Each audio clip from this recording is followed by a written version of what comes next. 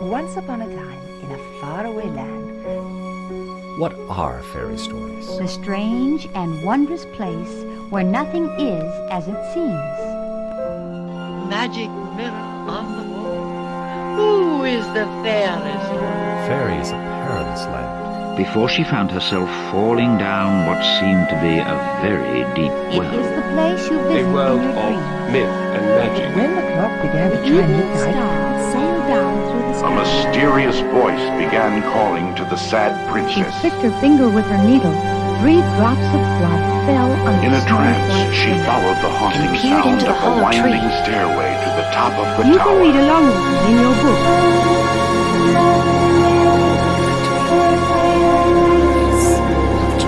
she waved her wand and said the magic words. Let's begin now. Well met, witches. Welcome to the Storybook Podcast, Sacred Lore of Witchcraft. We're here today to dive. That'll just stay in. We're here today to dive deep into the meanings of our first tale, Hansel and Gretel. And I have a panel of witches and magicians from various backgrounds that I'd like to introduce to you now. We have Reverend Laura Gonzalez, a spiritual community healer, priestess, and minister. Laura co-edits the e-zine El Caldero, is the founder of Boletin Paganos, a meeting place for Spanish-speaking pagans, has presented workshops at events such as the Parliament of World's Religions, multiple pagan pride days in multiple cities, Circle Sanctuary, and Pagan Spirit Gathering. Laura Gonzalez is also a popular podcaster and producer of her own shows, Lunatic Mondays and Paganos del Mundo, on Circle Sanctuary Network podcasts. Say hi, Laura. Hi. What type of witchcraft do you practice?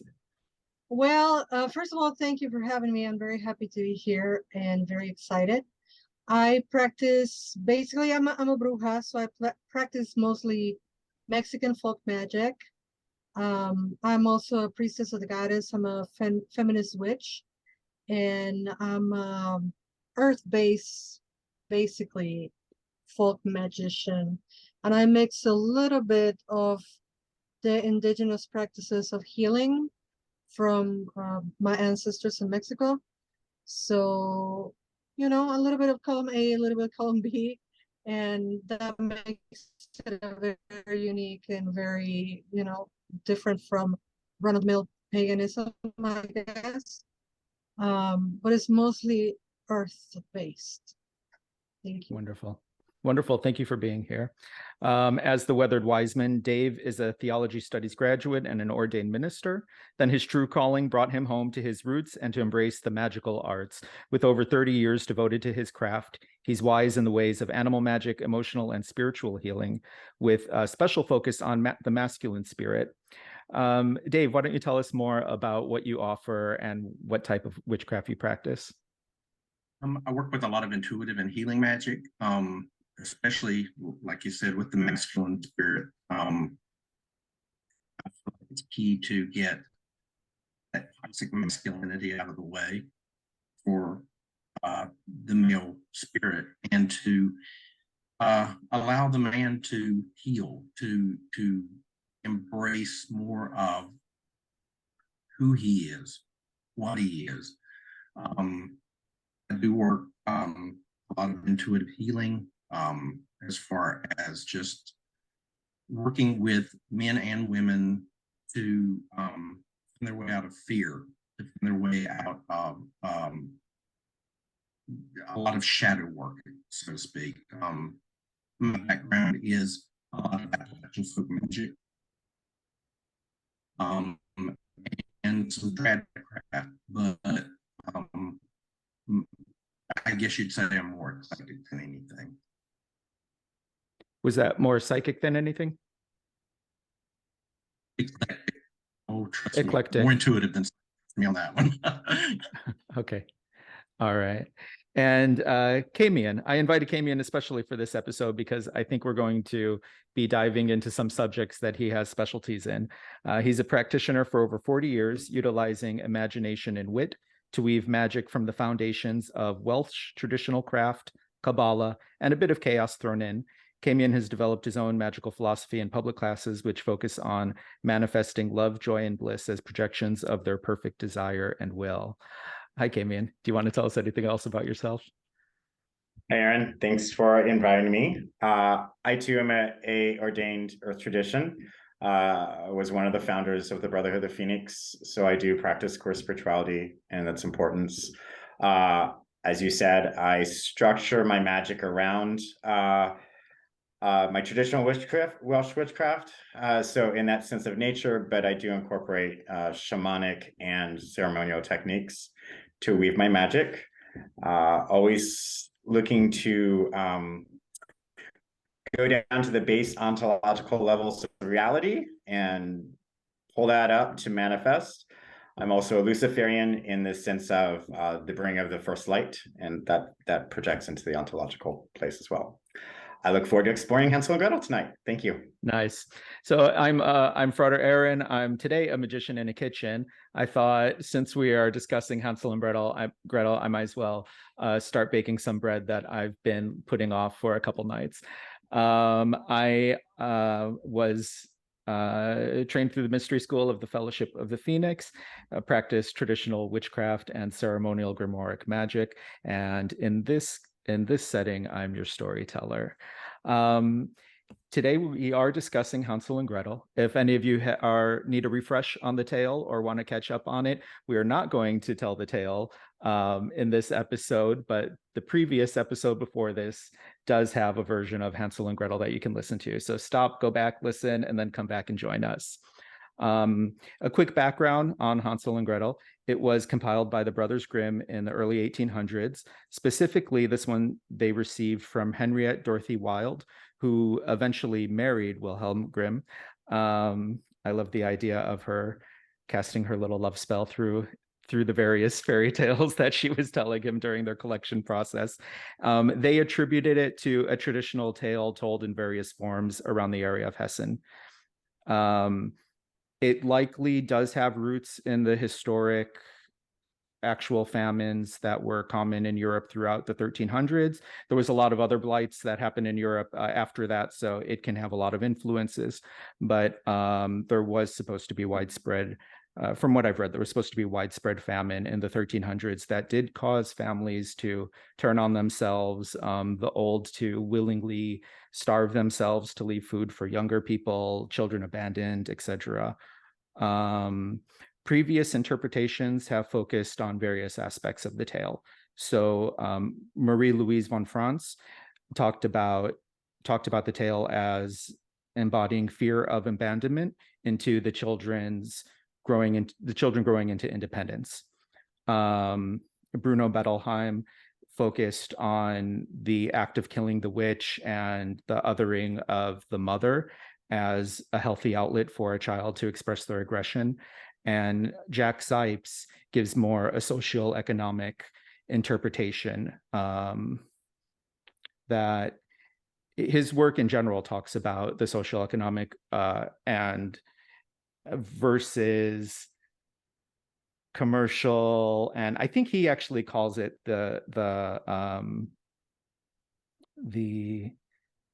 he doesn't call it capitalist. I want to say he calls it the commercial industry or something that can hijack tales.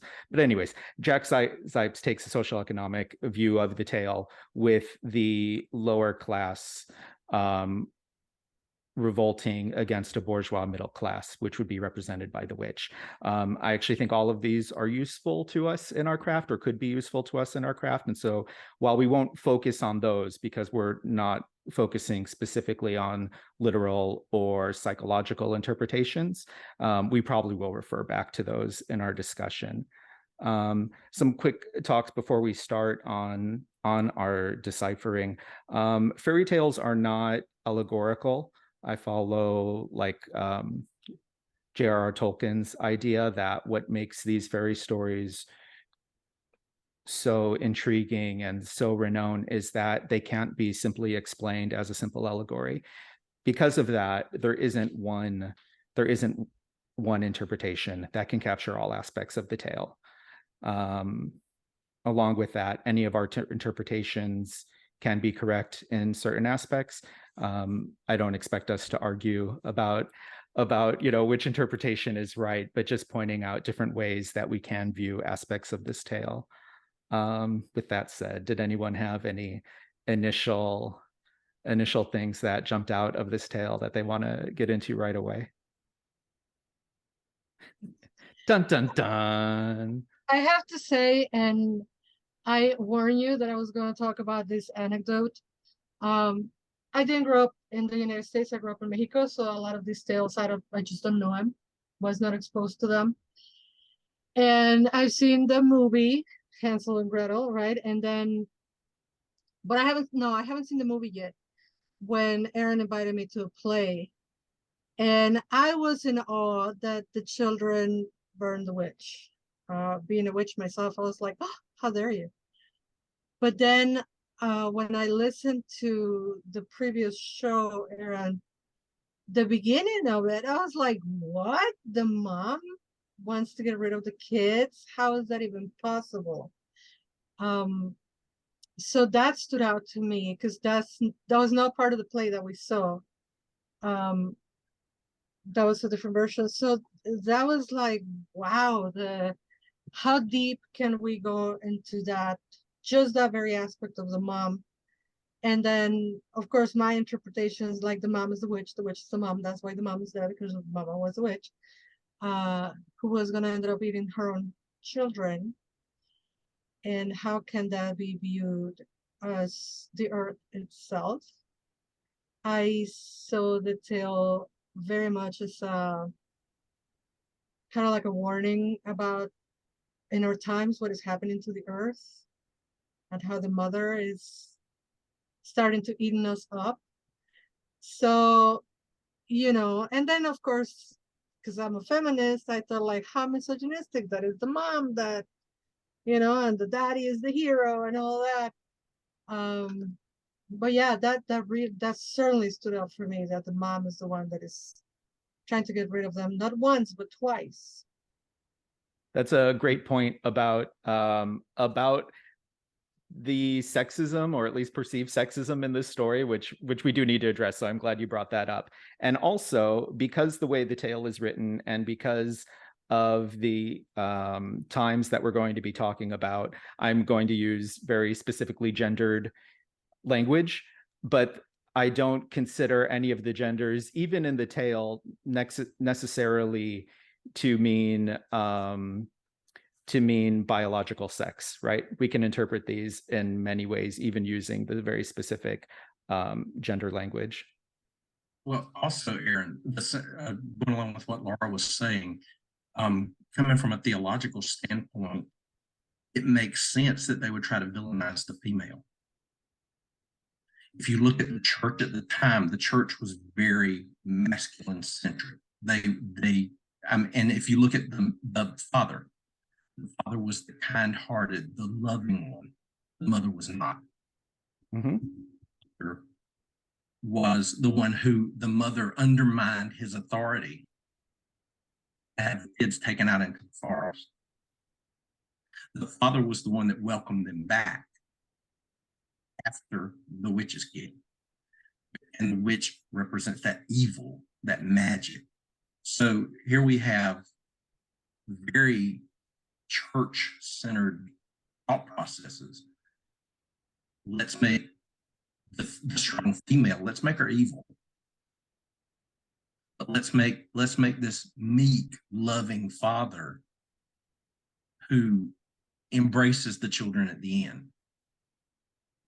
That was something that stood out to me also, Laura. I mean, just very strongly.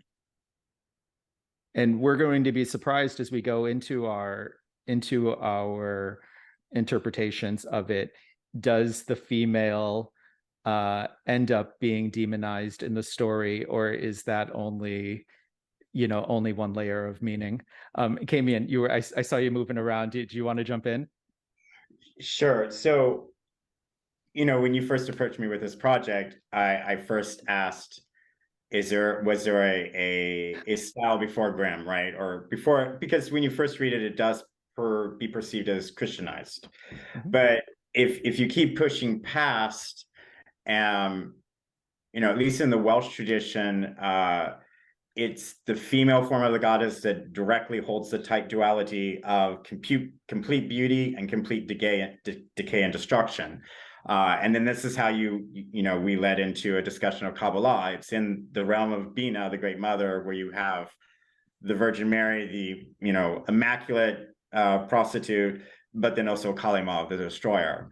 And of course, in this tale, we see Kali Ma through and through, and all the sweetness.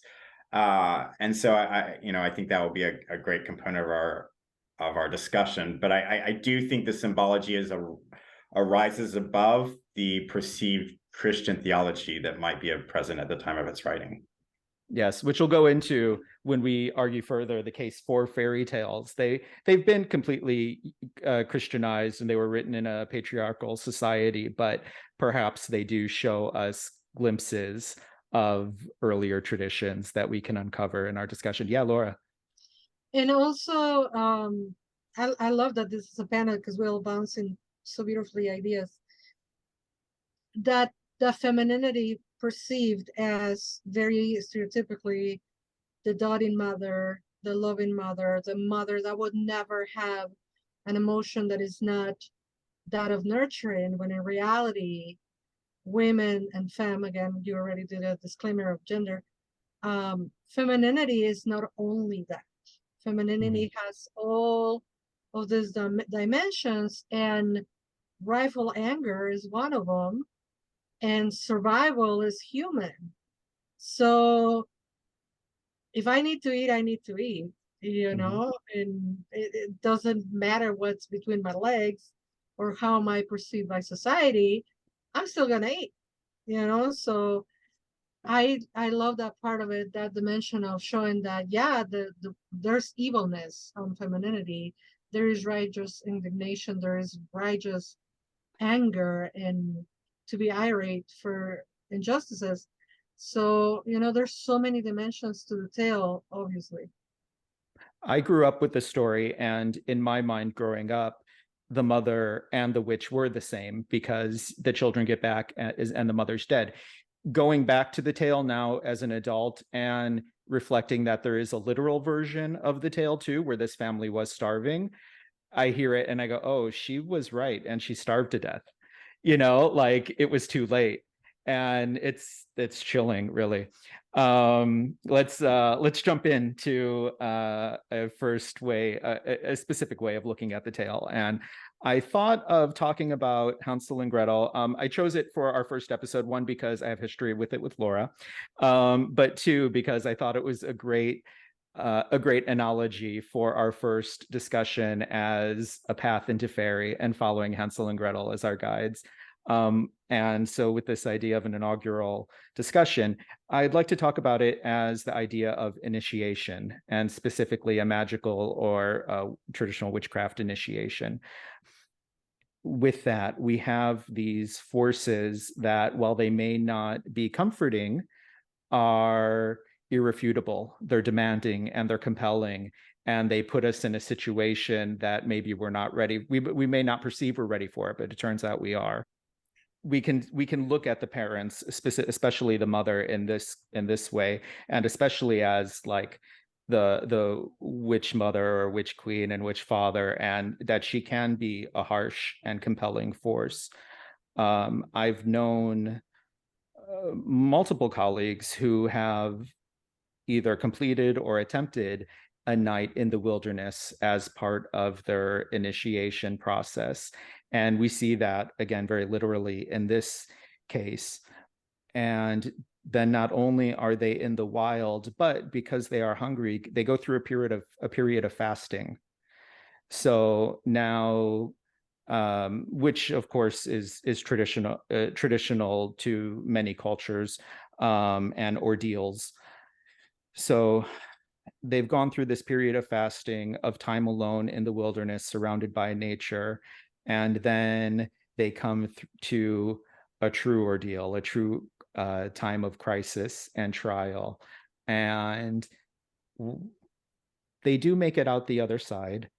And not only do they make it out the other side alive, but now they have gifts, which in the tale Some of them are called like precious stones and pearls. Pearls, another symbol that is often used both in a spiritual aspect or magical aspect and a literal, but also magical.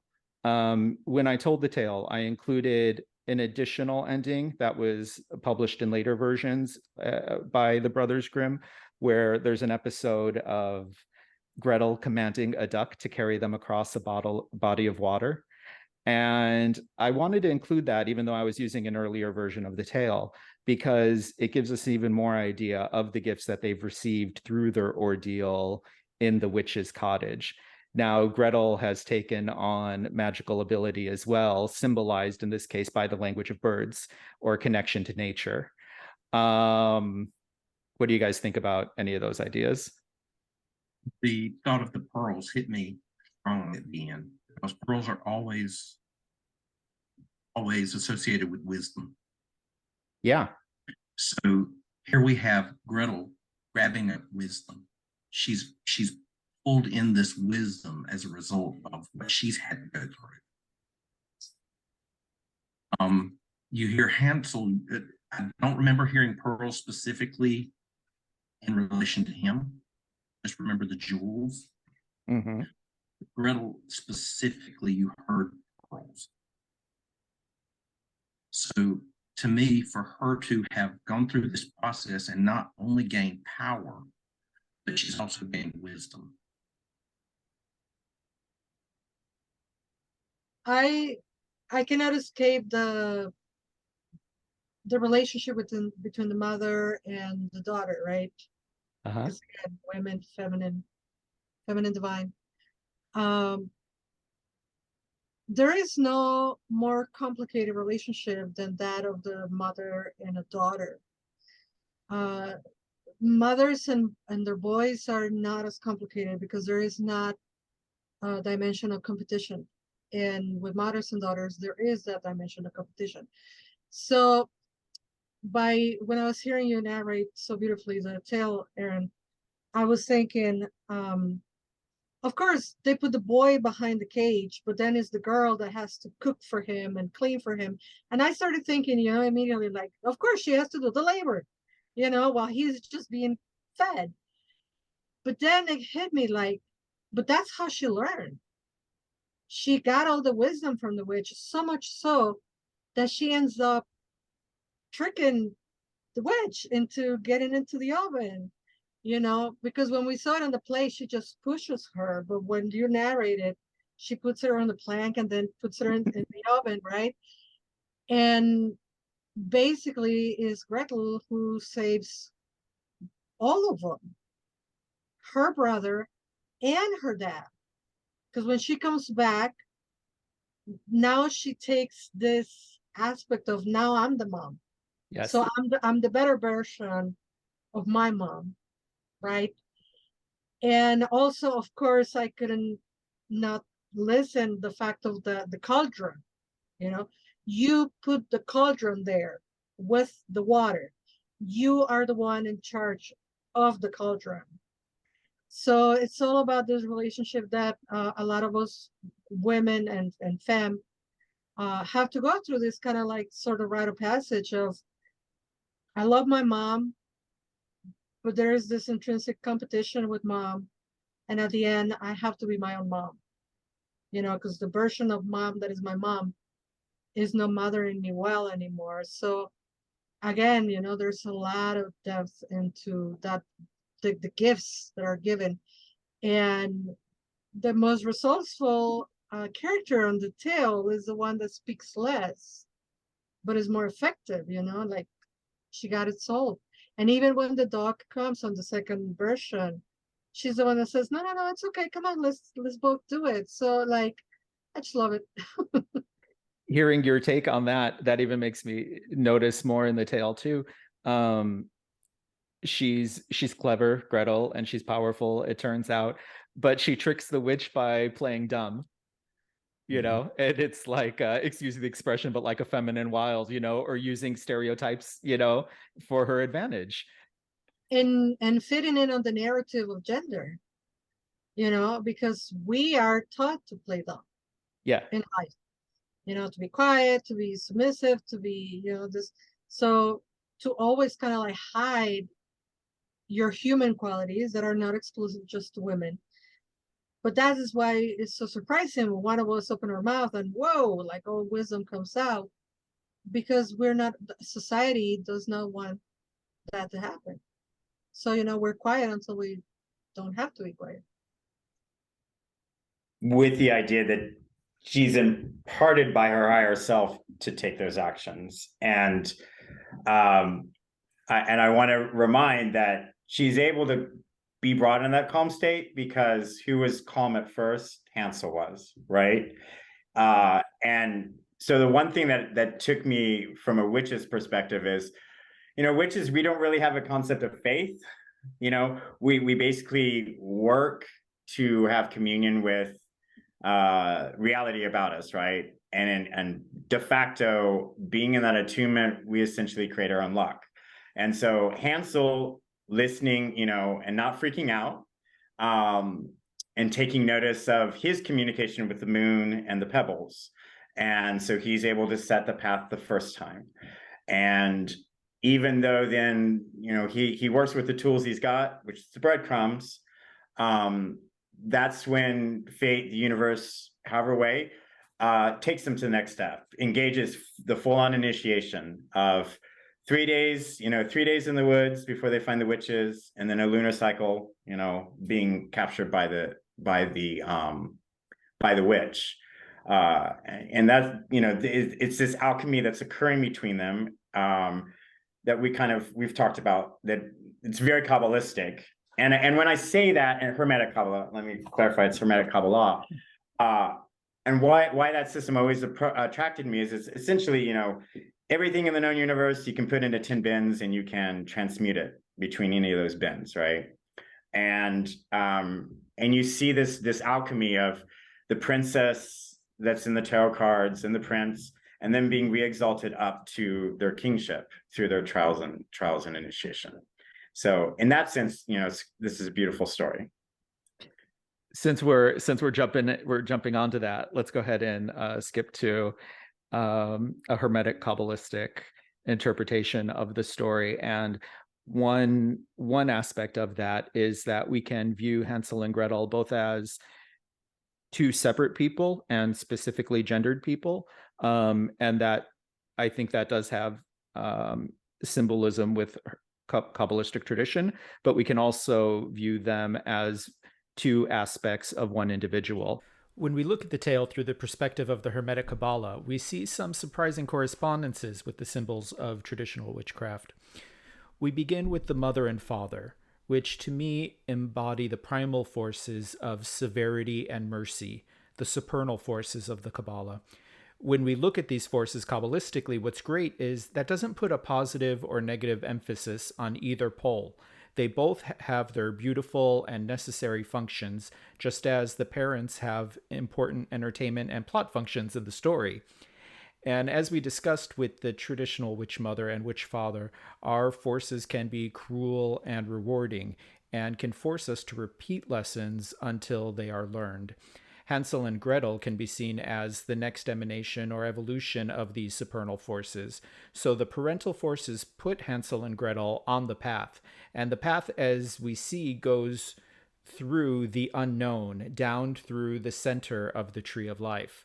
We are told that they live sharp at the edge of the forest, or at the precipice of the unknown, the Kabbalistic abyss, and when they embark, the sun is shining on the chimney, or on the 25th path, from Tippereth, the beauty of the sun, down. And then they must wait for the light of the moon to guide them down the 32nd path from Yesod towards Malkut, the world of mixed matter. And this is where they encounter the witch. As I've said, these stories are not simple allegories, so there may not be a simple one-to-one equation for the witch, but I see in her aspects of nature, as well as the hermetic demiurge, the sub-creator and controller of the material world, but who is not the original source or the ultimate creatrix. I find it interesting that her house is made of processed or mixed goods, bread and cake and refined sugar. There are no prime elements, no completely essential substances, because these all need to be crafted and created. In the Hermetic Asclepius text, we are told that the Logos, or spirit of the Creator, which is also the original human, came to see the world and saw nature, and they fell in love.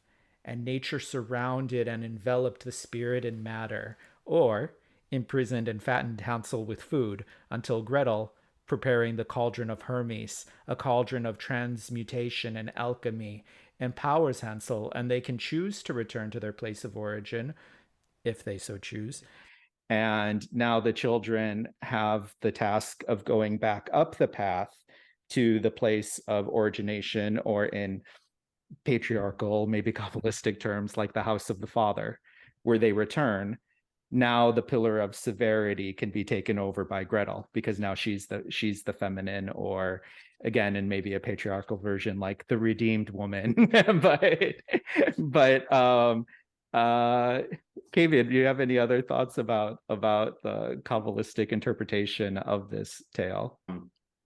I think in some ways you can flip it, where actually the witch's house maybe be in Hesed, right? As in yes, it's the realm of father, but it's also the balancing and ordering of that, right? And that's where they're undergoing their transition across the abyss of having to deal with managing the cauldron, basically destroying the witch so that she can take her place in the throne, and then giving Hansel his right to the path of the father. Nothing's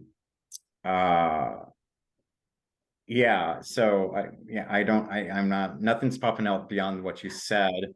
Anyone else? What I do like about this idea too is that, yes, we see that through the first half of the story, we have Hansel being sort of a pragmatic and logical force, and then in the second half of the tale, he's imprisoned. He can't really do anything. But now Gretel has all the power, and we see she's capable. And I get the idea, sort of, there's specific functions or times for various energies, whether that be literal masculine, feminine, or aspects of a person's own persona, psyche, magic. Kabbalists, in the Jewish Qabalah, what was it? Men only over 40 could study, married men only over 40. But one of the excuses given was women actually naturally had the connection that these men had to work so hard to try to bridge. And we see that with Gretel in this aspect. But I do believe it's not necessarily literal gender being discussed in this tale, as opposed to parts of our actual gifts as humans. So that's why, the one way I approach to remove ourselves from gender in Qabalah is to look at at just pure expansion and pure contraction, right? So you have the house of the all father is expansion, because he's splooging everywhere. And you have the pillar of the mother, the house of the mother, is severity, constricting, because catching all, but transmuting it into birthing, right? And it's perceived from severity from us all the way down here, but it's actually such a contraction that it's the actions of the mother that expresses the perfection of the creation, because there's nothing more, nothing less is allowed. Exactly what is needed is what's provided, right? Gretel, she's processing the guilt of having to create the boiling pot that's eventually going to cook his mom, or cook her brother. God, see, I can't even get the gender straight right now. But at the same time, at the point she needs it, she's given that sign of wisdom, saying, "Hey, push her in, lock the door," boom, and she gets to move forward. So that's one way that and we can see that then as his Hansel's expansing their journey, right, to get her to the point where then she has to do the purifying. And so that returns us back of, well, they're like Gemini, they're two people, but they're the single piece, right? They're tied together. So I think that symbolism definitely works. Interpretation works. And like you were saying just now, it's exactly like with the earth, there's no more, there's no less. It's just is what needs to happen, because how do they say what is chaos for the spider, something like that. I don't know the saying correctly, but life could be very happy when you're a mouse until you find a snake, and then life is no more. And such is nature, and we humans like so much to separate ourselves from the magic of nature, that we see ourselves so much above it that we don't see that we're part of it. And then we don't care about our health, or we don't care about the cycles of nature. We don't care about the planet. I don't want to go into my activism, but it has a lot to do with that, the precious balance of nature, and like you say, that expansion and contraction, and when needs to live, and when needs to die, in this case the witch needs to die. I'm still salty about the witch dying, but in the tale, the first line of the tale is sharp by the edge of a forest, or in some translations, hard by the edge of the forest. And so not only do we have these supernal parents who are compelling forces and such big examples, like I mentioned earlier, perhaps severity and mercy, but they're at the precipice.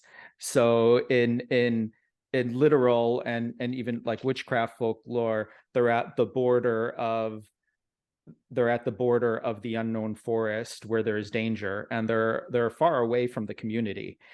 We saw this like in the movie The Witch. They get sent out towards the woods, and all literal hell breaks loose, maybe. But we can also see that again in a hermetic take on the Qabalah, where they're right there at the edge of the abyss. And they're so ready to make that fall into working towards creation and working towards matter and coming into knowledge, which is something that's been coming up a lot, this idea of wisdom and gifts of wisdom and power. And that abyss is also the tree of knowledge. And I think that's what we're trying to do with this, is that what if we were to take this is our sacred text, and that whole idea, at least for a witch, is once you're initiated, you never disconnect from the nature. You're always trying to be attuned. You're always trying to manifest your own luck. You're always walking with your gods, always walking with your spirits. And no matter how scared you may be. Right. Because you might be so scared, but that drive, in this case, the boy, he's like, no, we have to keep going. You might be scared, but keep moving. Litany of Fear from Frank Herbert. Dune. Well, and that was one thing that struck me really strongly about the story too, is Hansel at the beginning, the presence of mind to carry the stones or breadcrumbs. But then again, when he was imprisoned, the thing that struck me, coming from a farm, he was imprisoned behind chicken wire.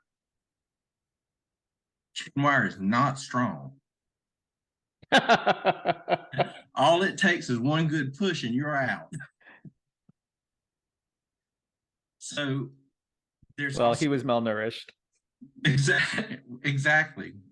But the thing is, he was also so much a part of Gretel, and Gretel so much a part of him, that he did not want to leave that situation.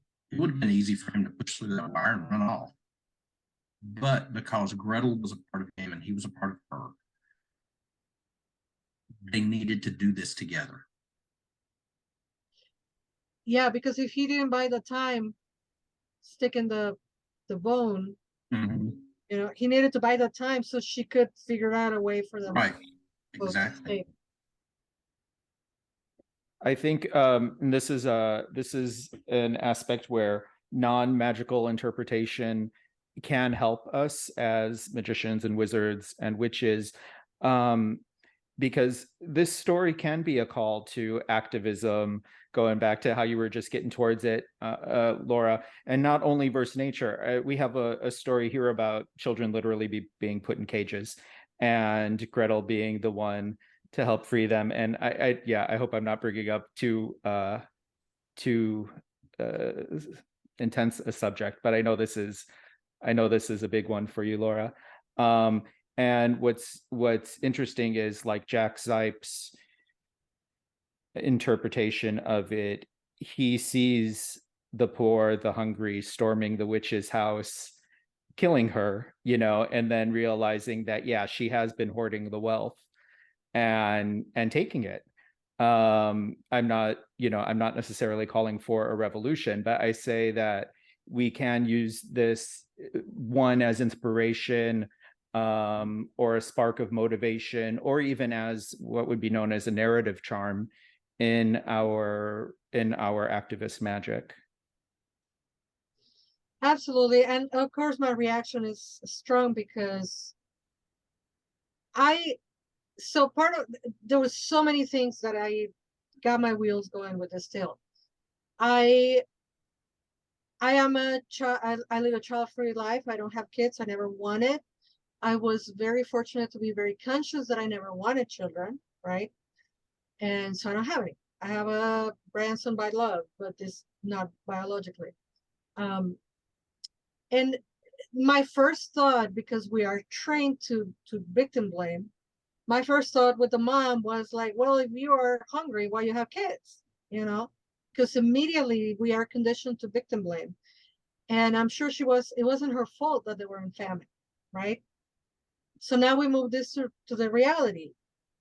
And those women that travel however many 100 miles to make it to the promised land of the United States, to get their children ripped away from their arms and then put in cages.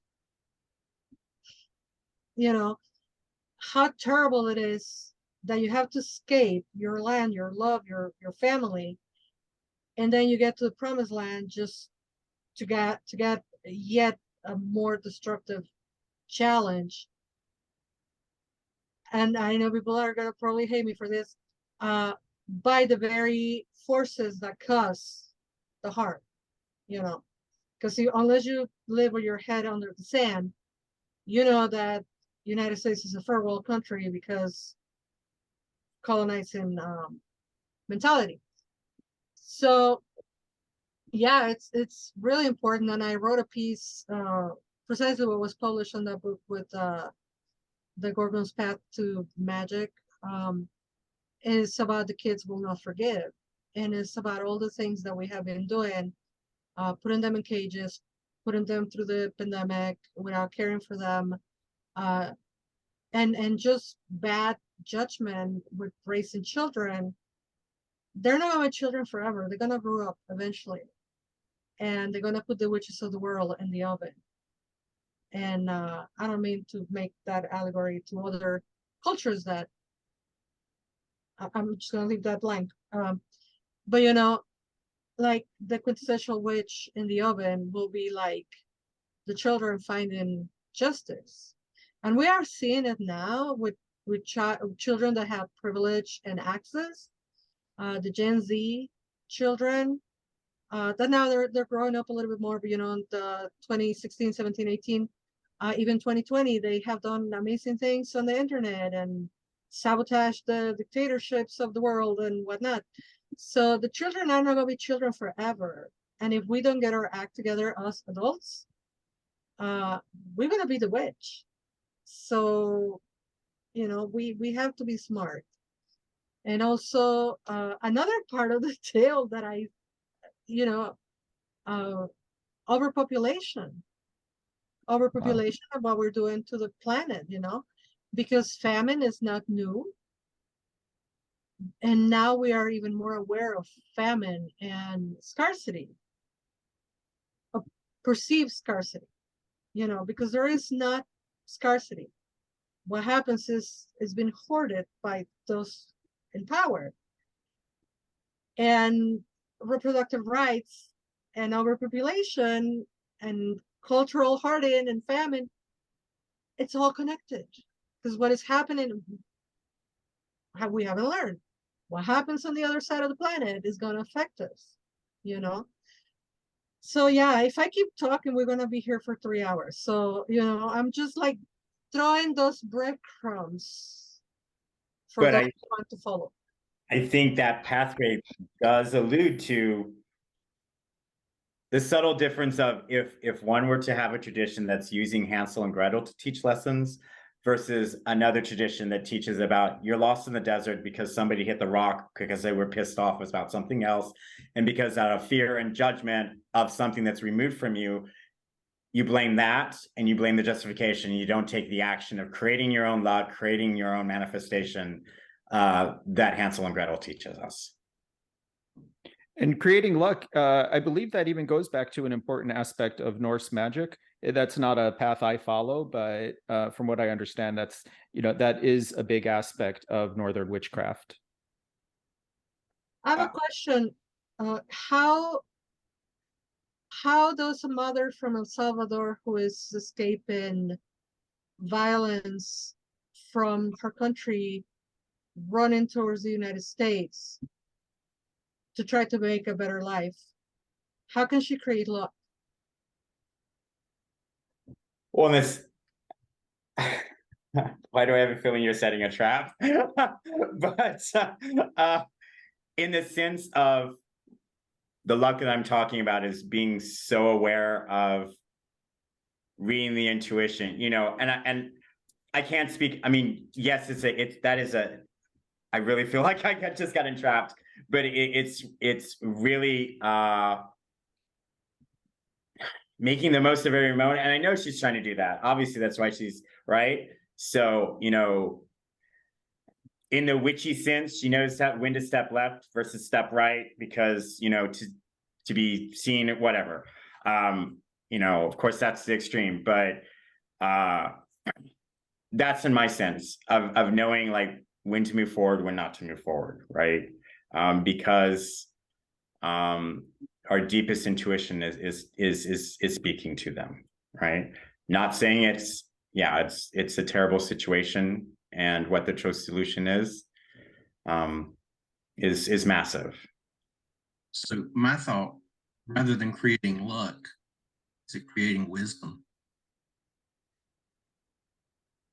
Is it helping her to learn and to think on her feet, thinking ways deal with what's being handed to her? Well, so I mean, if you really push, that's what I'm saying. So so in that sense of luck is being at the moment, exactly, being in tune with the fates and knowing you know, what has to give and what has to take because of you feeling the twine of perfection of creation. And in the unfortunate case, having the wisdom and being able to manage the difficult situation of the worst case scenarios and being able to move forward. Yeah, we're looking at this from an aspect of what is this telling us as witches, and I think that's an important aspect to keep in mind. And even I am very lucky. I have Laura always reminding me that you're a powerful magician, because I can get caught up in life and feel small or feel like, oh, I just don't know what to do about this, you know. And in my mind, that's it right there. The first step in leading a powerful magical life is being able to stop and recognize your own consciousness and being able to be aware. And I realize there's a hierarchy of needs, and especially including safety, but like we have the example of like a Viktor Frankl or somebody who realized that the only place that he had control was in his own mind. And when you can get there, especially us as witches, then you get to that step where Kamion's going of, okay, and now like if I'm here, I can be in synchronicity. But that's not easy, you know, that's not easy. And there's so many other factors at play. And I fully appreciate that I'm making these statements from a person that's very privileged. And so you're muted, Laura. Oh yeah, we lost you, Laura. Sorry, I'm so used to mute myself. I say, yeah, that's also one of the very many layers of magic and spirituality, right? Um, and needs to be said, having privilege does not make anybody a bad person because you didn't choose that privilege. What you can do with that privilege is what makes you a better person, right? So in my opinion, humbly, right now, answering that question that I asked you to the best of your ability is utilizing that privilege to help and to transform and to magically bring awareness of things, because not everybody, in my opinion, in my experience,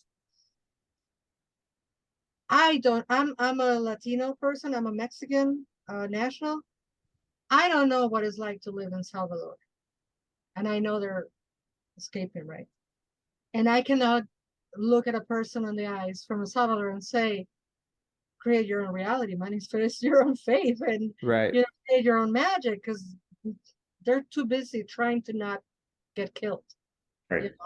So I appreciate that very much that you say, like magically we affect as many changes as we can with the tools that we have. And it's to be present and in the moment and recognizing that power. And like I always say, you're right, you're a witch, act like one. Like bring that power to the table unapologetically. That goes along with what my mentor used to tell me: be the witch that you are. I mean, so many times we've made the craft into witchcraft. Oh, I wish this would happen. We're witches. We have to affect change. There's a good analogy of some of what we're talking about in the story, and about being able to consciously use your gifts and your mentality that Kamion pointed out to me earlier. But there's a spot in the story where the children, they're left in the woods, they come home, the father's happy, the mother pretends to be happy, but secretly she's mad. And she tells the father again, once again, let's abandon the children in the woods. And his justification for going along with it the second time is, well, I said okay the first time, so now I have to say okay again. And I understood this sort of, again, Kabbalistically, as once you create this energy path, now that's created. Energy flows that way, right? But if we're going to talk about it from the topic that we're discussing right now, he's not being aware of his power in the moment, at least in his own conscious ability to make a choice. And sometimes there's no good choices, but there is a choice, like, again, that's the one thing we have is our mind, and that might not get us out of all the predicaments, but it's the only thing we can account for. Well, and that's one area that I work with as far as the sacred masculine. It's okay to change your mind. It's okay to do something differently than you were originally taught. You don't have to follow the same path that's been laid out before you, centuries, decades. Just make the change, do something. You're, like I said, be the witch you are. Do what you've got to do. Just take the next right step. All right. So let's jump back to the last interpretation that I have set for us, actually, which is the idea of the story as a travel into Faerie. And listening to the story for a long time, I've thought that it had similarities with Celtic fairy lore. And an example of like the Imram tradition, where they're in the ocean, not in the forest, but they sail to various islands, and some of those islands might be filled with cathedrals made of glass, or where everything is gold. And what struck me about comparing that and Hansel and Gretel is, to these sailors, especially in the time period, the cathedral made of glass, it's this idea of ideal purity or gold, material wealth. These are children and they're starving, so what means most to them is bread and candy, and that's where they arrive. They don't care about gold. But in the text, and even in the German text, the word for the witch who traps them is hexen, it's witch. But in general, in European folklore, when you go further and further and back, the line between witch and fairy gets really vague, and oftentimes it might just be sorceress, and you don't know if they're talking about a fairy or a witch. So to me, there is an idea of them traveling into Faerie and meeting a malevolent fairy. And in the practices that I was taught, we would look for a boundary guardian, and we would leave offerings, whether that be something shiny, a coin, or an offering of food or meal. And maybe inadvertently, but they do that in this tale. They leave both shiny things and they leave offerings of food in the forest. And then through their wandering, they do get led into the path of the Fae. And we can talk about what happens there. And then funny enough, when they leave, it's a different environment. Now there's a lake that we haven't seen before, and they're back to the father's house in an afternoon instead of 3 days, which again, very, very common in travels in Faerie, where you can be wandering for years. Any other thoughts about this as a tale of fairy abduction or lost travels in Faerie? Well, also in a lot of fairy travels, sleep has to do with it. So them falling asleep by the fire. Yes, and I meant to mention that with the initiation, even because the mother specifically says, "Now lay down by the fire," and this idea of having to prostrate yourself. It's so funny because I was just talking to somebody the other day about time lost, right? Like when we're going through life like zombies, just going through the motions, and then suddenly we have an aha moment and an awakening of sorts. And thank God it's for the more you have them, the more you have them, right? Like the awakenings keep happening. And you just remind me of that, how many times I have been lost, Laura, I've been lost in the woods and without any consciousness until something happened. I encounter my own personal witch and a sacrifice needs to happen. Leaving something shiny behind you, leaving a little piece of yourself that no longer serve you. What a great offering to whether it is a fairy or a witch or a entity of the woods, and then coming out of it with new abilities, or more riches, etc. The offerings that we give when we don't know that we're lost, and then we find ourselves in the crossroads, and it's like, I have to give something to get out of here, so thank you for bringing that into the consciousness. Yeah, and thank you for mentioning sacrifice. So because sometimes it's not only offering, but things that are more painful are taken as well.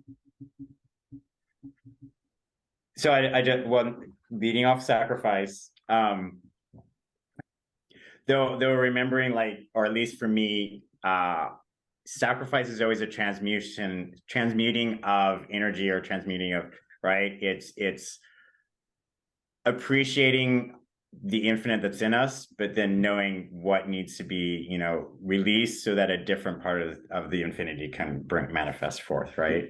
And talking about, when we find those palaces, et cetera, on our path, of always knowing that there's always a mystery about them, it seems, in the tales, right? We know with the gingerbread, the mystery of the witch that's inside. For the celestial cities, that's the home of the demiurge. And so, pushing back that mystery of he's not really the creator. He just thinks he is, right? And so always to go deeper and deeper and deeper until we're completely, enfolded in ourselves and in the mystery. So as far as fairy travels, we of course also have the fact that they're ensnared by food, which I'm never sure if I really believe or not, but that is the folklore. Don't eat the fairy food. Well, just like you are what you eat, right? It's that sense of once you consume it, then you have aspects of it, because in the Greek myth of Persephone and Hades, right? That's why we have 6, because she ate six pomegranate seeds, right? So I think that's the gist of you take on some of the essence of that other realm, and consequently you come under the contractual agreements or the universal laws of that realm, and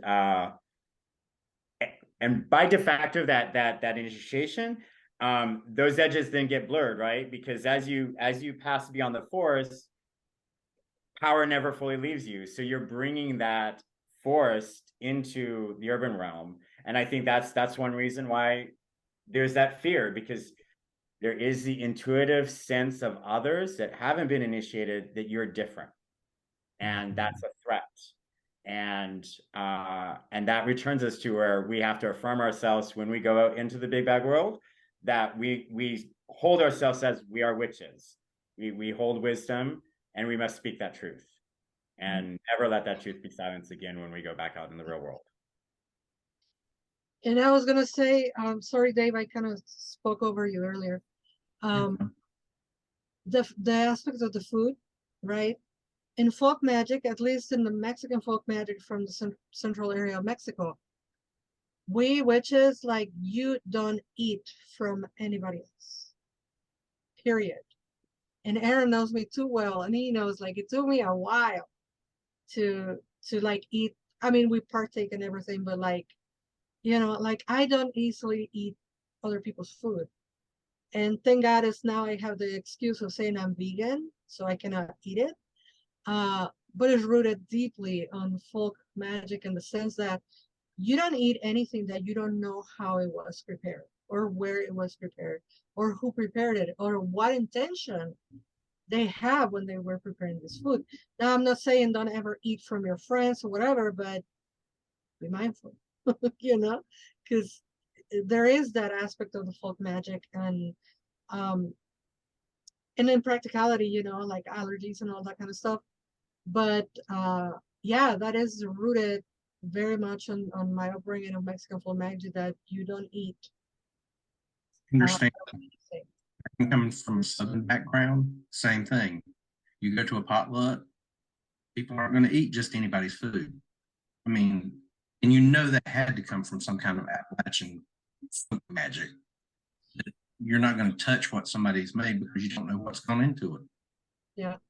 And it's funny because in Mexican culture, that is a very common place to share food and to get together and to eat together. And I being Mexican, I never partaken in that. It was seen as, like, you're not appreciating our culture. And it's like, no, I'm appreciating that I'm a witch. I'm not gonna eat your food, But yeah, that is something that I learned very, very young from my mom, because she believed in that, and so I never ate anybody's food. There is a lot of power, and because we are what we eat, I love this idea of bringing some of that back with you into the world. My purpose as a witch, and I don't think everyone would agree with this, but mine is, I say, I'm trying to reunite the worlds, bring a little more enchantment into the everyday world, which is again why I have us all here today. This is one aspect of that. So I love the idea of bringing a little bit of that gift back into the real world. Does anyone have any other thoughts about the tale that we haven't discussed yet? One of the things that struck me is the burning of the witch at the end. And if you look at Hansel and Gretel, and we were talking about sacrifice earlier, you have to move that thing that's holding you back out of the way. The witch was holding them captive. she had to be done away with. That's the only way they could escape. That's the only way that they could move forward. That witch had to be destroyed. And we have to do the same thing with the things within ourselves that hold us back. We've got to get rid of it, let what's in us that can flourish, prosper, move forward. And that's when the treasure, the pearls, the wisdom comes in. Do we feel like we need to have justice for the witch, that she was done wrong as fellow witches, or can we look at her metaphorically as the unwanted forces represented in the, you know, in the way they were represented for that time period? For me, as we are, and this brings me back to that anecdote, right? When you took me to the play, Right. and then I'm like, oh wait, you're gonna like it, you're gonna like it, and then they kill the witch. And I don't know if you remember, but I turned around to you and I'm like, what? You know, and I use more, you know, language was not just what, there was what the, but now when you put on the, when you read the mention of, you know, the mother sent them to the woods, and then the mother, I see it as the mother is the witch. The mythos of the goddess and creation is such that she says, you know, eat from me. Mother Earth says, eat from me, for I will eat you later. So I think it's part of the cycle of nature. And then on the times that this was written, right? Like David said, it was, you know, heavily politically heavy, misogynistic, etc. If it was written on this day and age, it wouldn't be a witch, it will be a politician, right? It will be like, let's eat the rich. So that timing, I guess, for the witch. Exactly. And looking at the times, church was very influential back then. Their view on magic was horrible. So to them, this was a way of saying, let's get rid of that.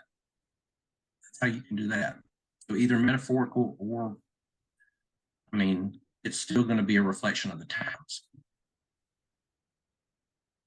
Dave, do you want to give us a little meditative practice that we can use to center ourselves within this tale? Sure. So within this, the big thing for me was the path, the journey. Where are you on your journey, your path? Have you veered off into the wilder places, searching for sweeter but more adventurous magic? Or have you lost your way? Have you forgotten what called you to witchcraft in the beginning? Are you seeking more?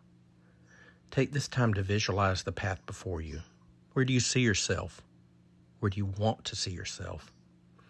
What steps are necessary to get there, and what obstacles must you remove?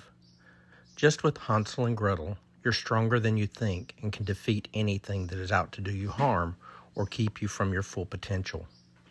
Empower yourself, my magical folk. The path may be hard and the challenge is hard, but the magic in you is stronger.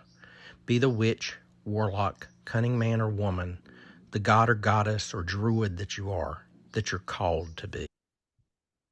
Thank you.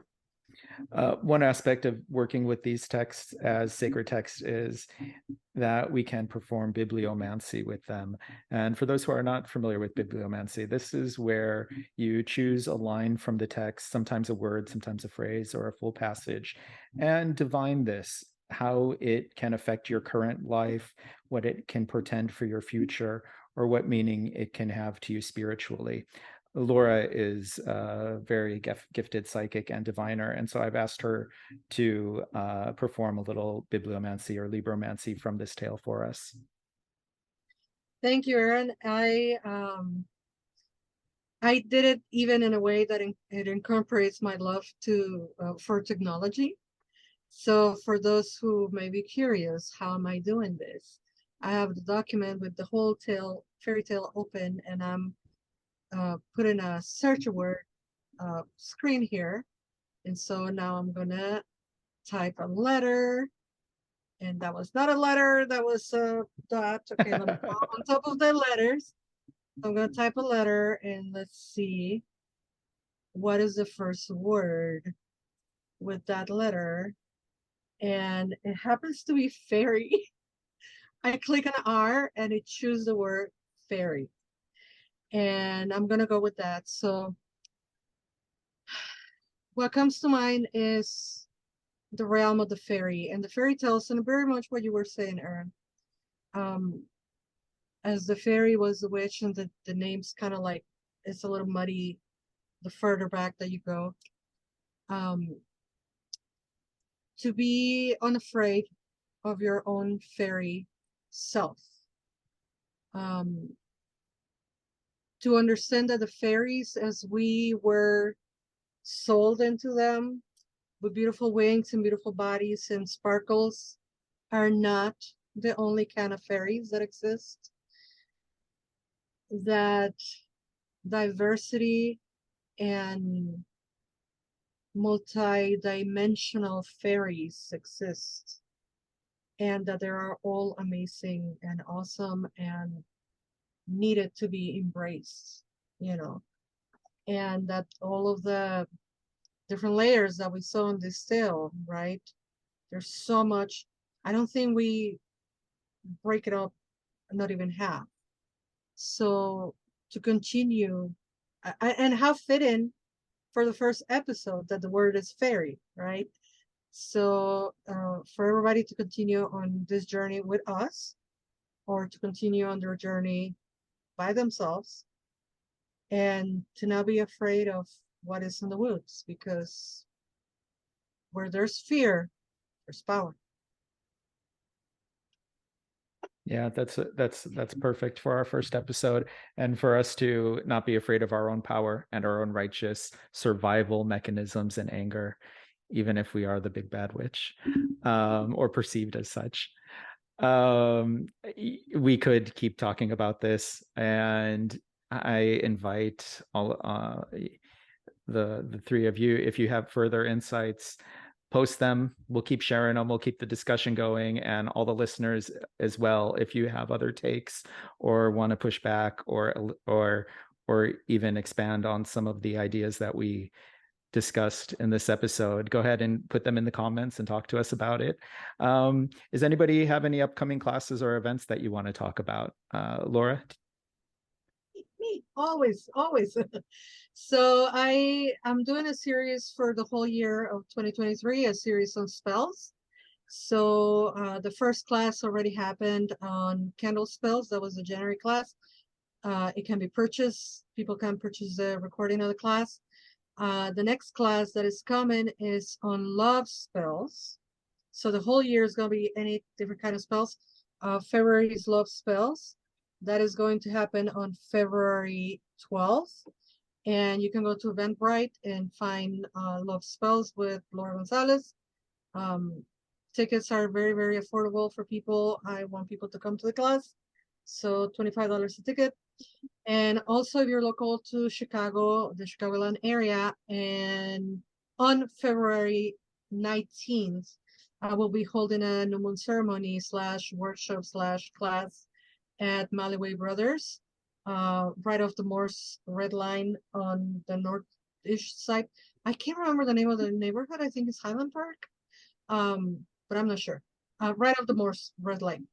And that is going to be from 5 to 7 on Sunday, February the 19th.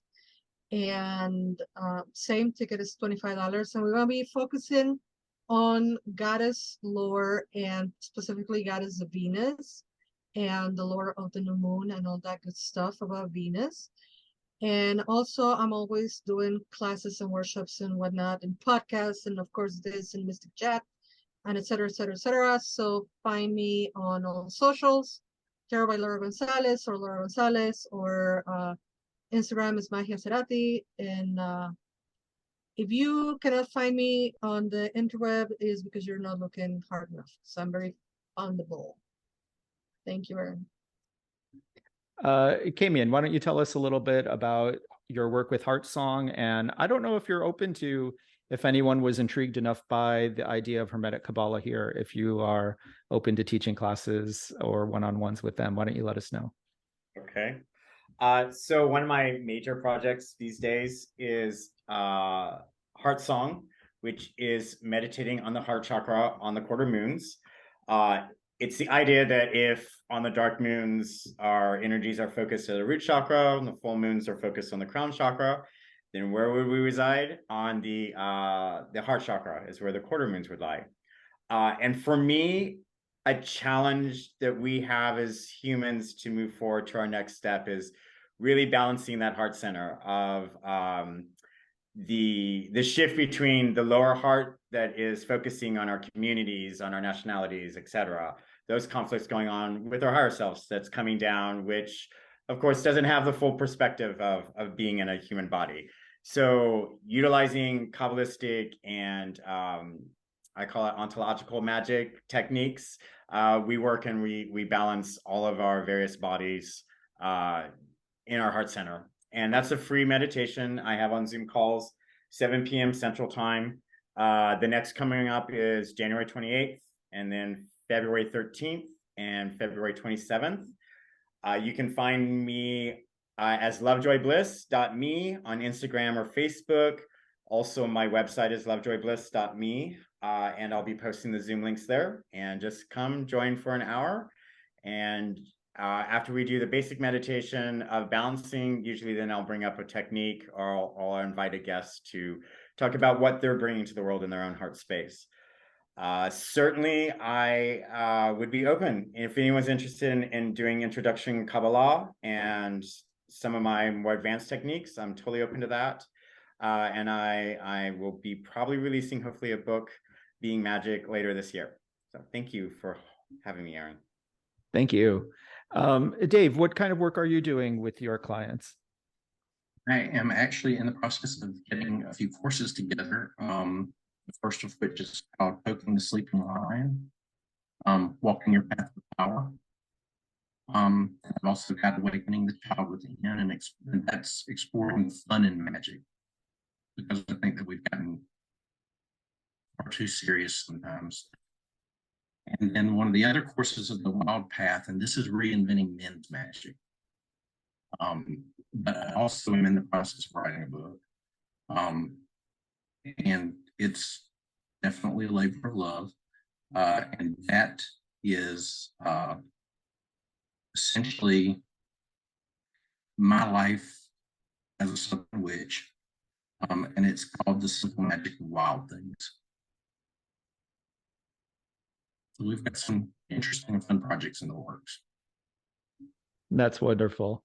I'm Frater Aaron. You can find me on Instagram under this Storybook Podcast. This is my project for right now and taking up as much time as I'm willing to give. But check out fellowshipofthephoenix.org. We do not discriminate, but we were specifically designed for the queer community and the queer neo-pagan community. With that, again, leave us all your thoughts to keep the discussion going, and we look forward to talking to you again soon.